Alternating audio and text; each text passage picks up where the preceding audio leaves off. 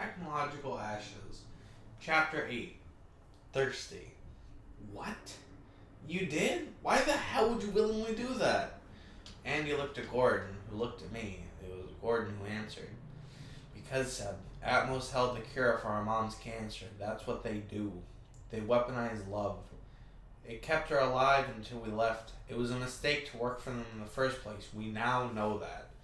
Then I saw bright lights in the distance behind us. Seb, duck, now!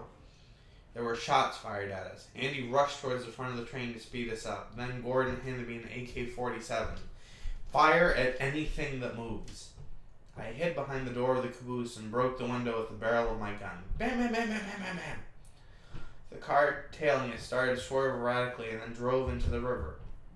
Who the hell was that, Gordon? He didn't respond, and I looked over his way. He had been grazed by a bullet. He was gripping his leg in pain. How the fuck should I know? It must have been Atmos. It was them, wasn't it? Atmos, I mean. I walked over to Gordon to check his wound. I felt it, and nothing was bleeding. Yes, it most likely was. We're not prepared for something like this. We need more weapons, food, and medicine. I agreed and helped Gordon to his feet. We hopped to the front of the train where Andy was smoking a blunt. Oh my god, Gordon, are you okay? Seb, what happened? Gordon and Andy hugged it out. Seb took the initiative when I gave him the trusty AK-47, and it's merely a flesh wound. Andy nodded and walked back to the controls of the train. Andy, we need to stop somewhere and get food, more weapons and medicine for Gordon. Know of anywhere around here to restock? He pulled out a map from his shirt pocket. There should be a nuts and bolts store around here. You know, the superstore.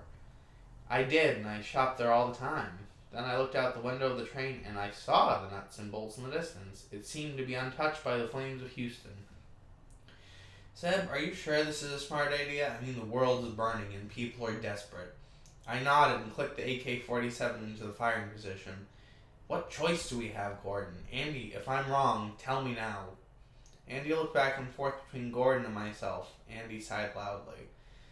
No, Seb, you're not, but I'm going with you. I can't have another death on my conscience. Gordon put his hands in the air. Fuck you, Andy. You're gonna get us all killed. Andy smiled, and that creeped me the hell out.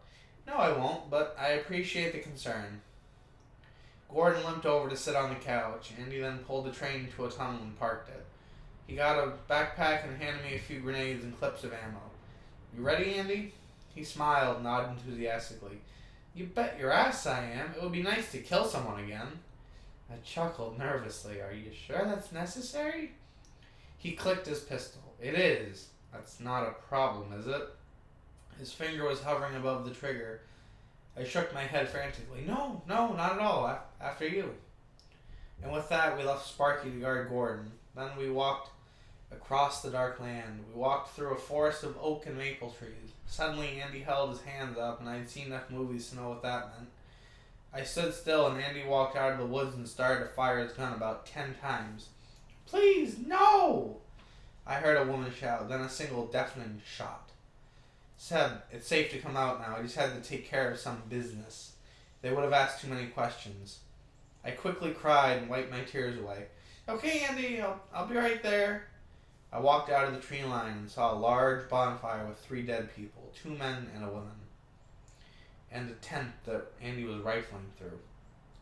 Bingo! I found Atmos badges here. They were the enemy. No need to cry over spilled milk. Eh, Seb? Heh.